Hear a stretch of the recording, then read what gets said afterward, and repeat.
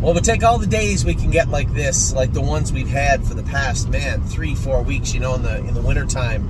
It was not lost on me how flat things were.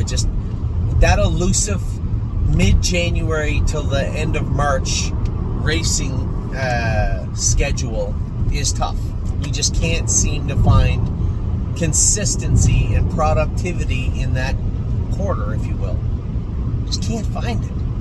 And then you get to feel that, you remember how it was like when you were on a roll, how things were, how they felt when things were great, and you wonder if you're ever going to get back there.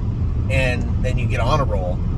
Hopefully, luckily, you get on a roll in a heater like we've been on, and it just feels so good, right? It just feels so good to put horses on the track. And somebody sent me a message after All Gas No Brakes one tonight and said, you guys are on fire everywhere. And I said, as we start to move horses that can't do out, it just seems, I say this and I don't know why, it just happens. It feels that way. When you start to move out the horses that just aren't cutting it, the better ones race better. And I don't know why. Maybe it's just me, but that's how it feels. And man, what a great night again tonight. The first dose of stakes apprehension was tonight in Kentucky. I figured the horses race good. When it comes to the 2-year-olds, you can't really be apprehensive because anything can happen. You're excited, you're worried, but that you don't get that feel as they should do good, they have to do good, and then you wait.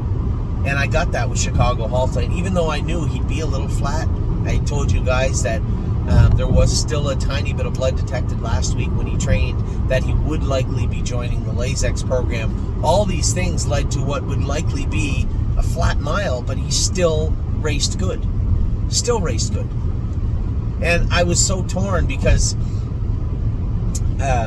we'll talk about all the horses, but we'll talk about the mental side of racing.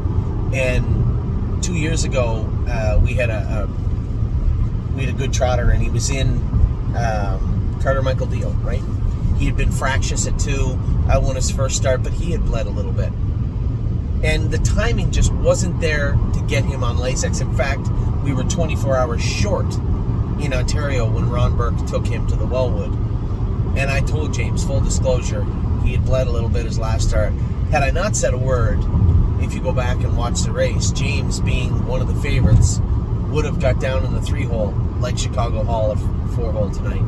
Would have removed to the front and likely would have held on to win the Wellwood elimination. Who knows what would have happened after that. But I told James, I said he bled a little bit. James was extra careful with him and ended up getting in a tight spot and making a break with Carter Michael Deal. That's not James's fault.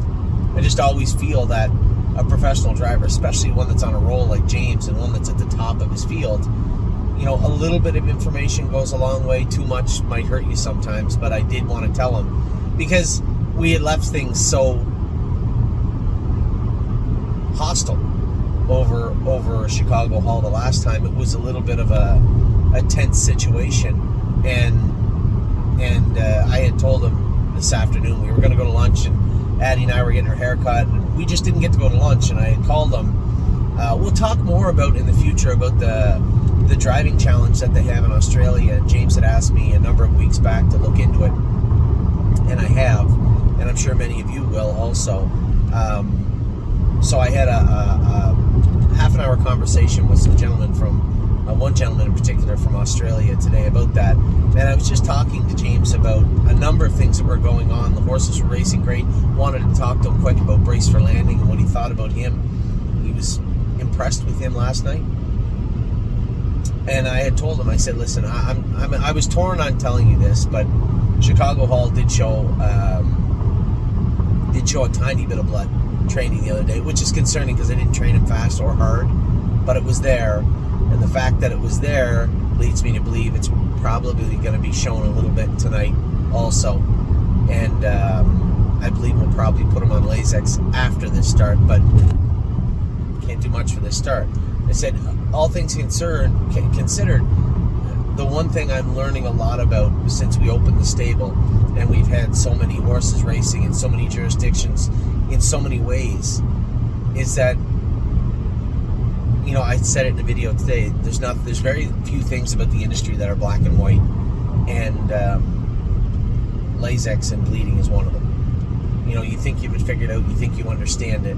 Maybe you're a scientist or a biologist or a chemist. I'm not, and I don't. It just seems like it's so subjective from horse to horse. We've had horses that were bad bleeders that through time and management ended up either not bleeding or it was easily mitigated. Then other horses just seems to creep up on them once in a while. Right? Pickpocket, he's dealing with that right now with no Lasix in Kentucky. He's getting better, marginally better, but better every time he goes on the track. So obviously Kathy and Eric are on the right track with how's this thing doing that? On the right track with that. But with Chicago, there wasn't anything we could do.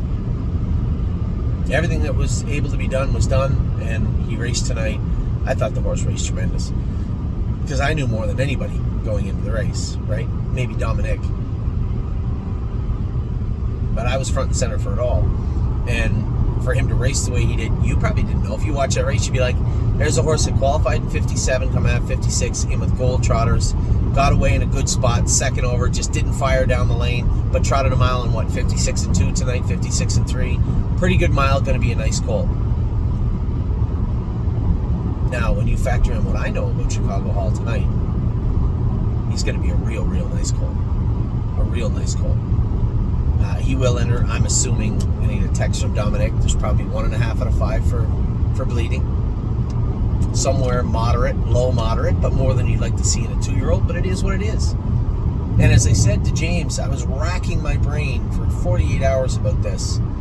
Back and forth with Dominic and the vets, trying to figure out, what are your thoughts? What are our options? And then it dawned on me. And I'd said it the other day too. Maybe one of the best 2-year-olds we ever had, 3-point blue chip. Lost out of racing in the Breeders' Crown because we didn't put him on Lasix. It just felt so taboo-ish. It's not a word, I know, but you know what I'm saying. For the older horsemen out there, you know the scrutiny, right, that you'd be under for putting a 2-year-old on Lasix. You see it more now, and I think it's pretty obvious. It isn't rocket. Somebody said, well, it's just biology. They're breeding the horses that way. They're bleeding. Oh, now they're going fast. That's what they're doing. You had a 2-year-old trotter that could trot 58 his first lifetime start. You had the world by the arse. Now you get a grassroots horse, if you're lucky. That was the second lifetime start for Chicago Hall, and he just trotted 56-3. He had a 2-year-old pacing filly in Pennsylvania the other day. First lifetime start, 150, 1-1. They're just going faster. That's the issue. Some horses are maybe 58, they won't show blood at all. Maybe once in a while, but you're not going to scope them every day. How would you know? If we didn't scope him going a mile in 2:14 on Friday, we'd think we had the world by the arse. We'd go into tonight's scope, wondering, saying, geez, that's a pretty good mile. No complaints. That's a mile and 56 in a piece. It's a hell of a mile for Chicago. Good mile. And then we'd scope him, which we're about to do. And we would probably find out that he bled a little bit. In fact, the fact that we scoped him on Friday, was it Thursday or Friday, whatever day it was, allowed us to get a head start on this, right? The vet could come in and treat the horse a little bit better, run some fluids into him. Can't treat them the way he used to, and I have no idea now, but by knowing that, by having that little tidbit 96 hours out or whatever, gave us an opportunity to help him. Whereas if we didn't scope him, we wouldn't. Just treat him normal, which would be nothing. Run fluids and just expect and hope that he would race good. And I bet you probably wouldn't have seen even a remotely as talented mile as you saw tonight. And you're scratching the surface, because once we treat him the same way and work on him and work with him to mitigate, and it's all allergies. I mean, between allergies and speed, those are the two things causing this. We can work with him with his allergies, put him on Lasix. This could be a hell of a colt all year long. And every horse is different. Maybe next year he doesn't need Lasix. Maybe we wean him off Lasix as a 3-year-old. Who knows? You can never tell for certain. All I know for sure is he raced some kind of good tonight, and we got a great colt on our hands. Hopefully 2 after Friday. So that was him, as the aforementioned all gas, no brakes. won again tonight and looked very, very good doing it. I was super happy with him. I had made reference to maybe he wasn't going to be that good tonight. I thought he could be better, and I still think he can be better. I think he can be a lot better. I'm at the border. You guys are going to get a first-hand look at going through the border with Nexus. Shh.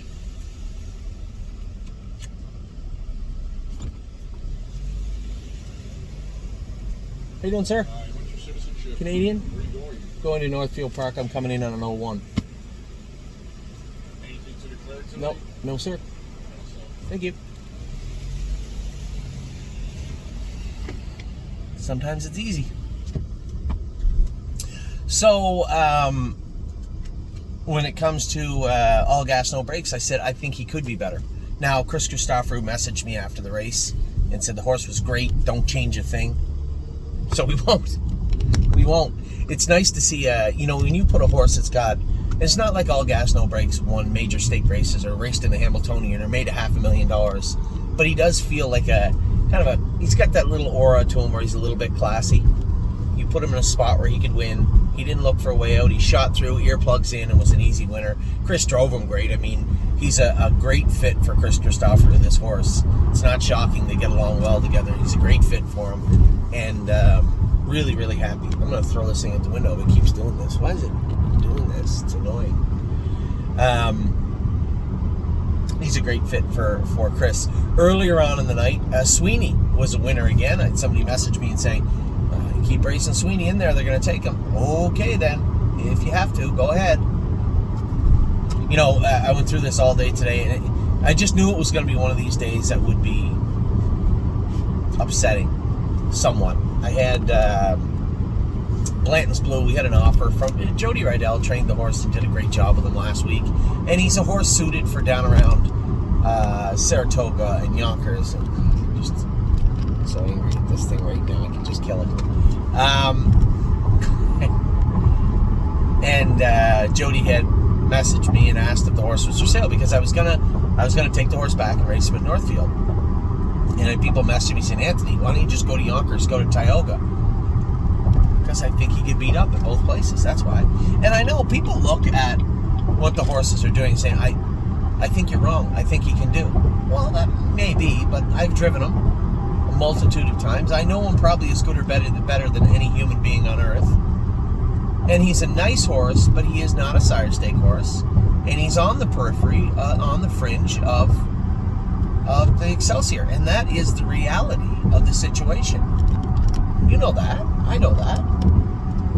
And to think he's more than that is wonderful, but it might be somewhere between biased and misinformed. Right? That's the way it is. And people get offended when I say that. So I'm going to make it as clear as I can. And I do this all the time. I don't like fighting with anybody, but I want everybody to understand. When we have an offer on a horse, first off, I have to bring that offer to you, our clients. That's my job. Unless it's a ridiculous offer, and then I just dismiss it. But when I got a legit fair offer of $39,000 for Blanton's Blue, it's my job to bring that offer to everybody. That's my job. We can discuss it. If I thought it was a slam dunk and a steal and wow, we're winning this deal for sure, then I could just sell the horse, as I can any horse. But more times than not, in fact, almost every time, I want to discuss it with everybody. Let's talk about it as a group. And I had a great conversation with one of my partners on him today. And it's the same one I get all the time when we're selling a horse that somebody doesn't want to sell. This isn't... I would rather be a little more for entertainment. I really like this horse, and I think you shouldn't sell him. He actually is a better horse than you think he is. And I just think there's a great spot for him down near Yonkers. I can't disagree with any of that. All I can tell you is my personal feelings. Because ultimately, somebody has to make the decision. Somebody has to be the captain, right? Too many captains, you're going to run aground. You can be sure of that. And my take on Blanton's Blue is simple. I disagree. I think he's a nice horse. I think he'll do fine in the non-winners of 4 up to 7. The same place that I could have raced him at Northfield Park. But once we get into non-winners 8 straight conditions or something a little bit higher, we're going to struggle. That's right, Buffalo. I can hear all the potholes under my tires. See them all. And it's not, this usually ends in friction, right? People angry because I'm deviating from the core of the stable. It's not deviating from anything. My job is to do what's best for the horses and the people that own them. That's my job. And just because a small portion of people believe that we should keep the horse, still doesn't make it so, right? And that's not me being angry. I understand. My response to this was simple. I completely get where you're coming from. I completely understand what you're saying. But that's because I'm willing to walk a mile in your shoes. I think you should do the same. I think you should play devil's advocate, walk a mile in my shoes, see how I arrived at the answer that I've arrived at, see my take on it, and all of our partners' takes on it. And that's all I can ask from anybody. And at the end of the day, if people remain angry, I understand, I get it. This is human nature. Listen, guys, we have over 900 clients in 15 countries. Do you think that there is a possible way we can get along every single time? Because if I come on here and say, you know what, we're not going to sell Blanton's Blue because, I think he could do okay in New York. I think we have a chance to do some good things with him, and I think it's the best thing for us. And then we race him in New York, and lo and behold, I was right, the original right, and he didn't do, because I'm not always right. I'm going to walk you back to a horse. Funny little connection to Miss Rydell. Wallop. Bought Wallop. He did great things for us. 3 times I think we put him up for sale, and 3 times I bought him back. The last time I bought him back, there was friction. The group was almost split, right down the middle, about selling the horse. We had put a protection bid of $40,000. I think it went for $38,000. We probably could have got $35,000, maybe. Would be maybe the last actual live bid. We turned it down, kept him. Did no good. We ended up selling him, I think, for $18,000 or $20,000 to Jody Rydell.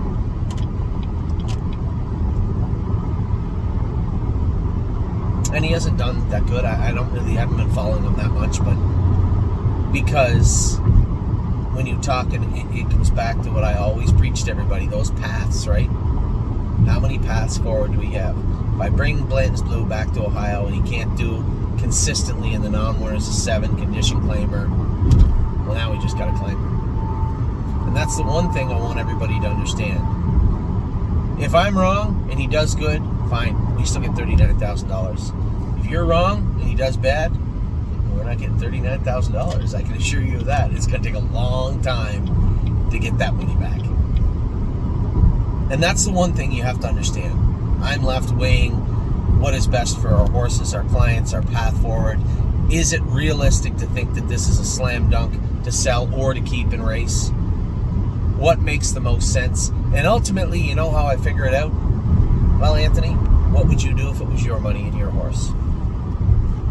Because at least then, when I go to bed at night, I can sleep just fine. Because I did the best I could.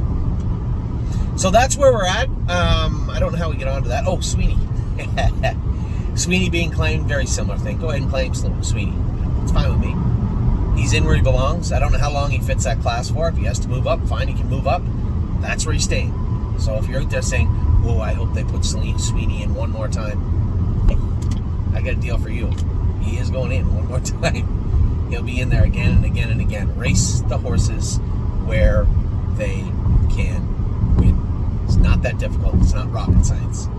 And when you do that on a regular basis, well, then you start to see a pattern form, and a very good one.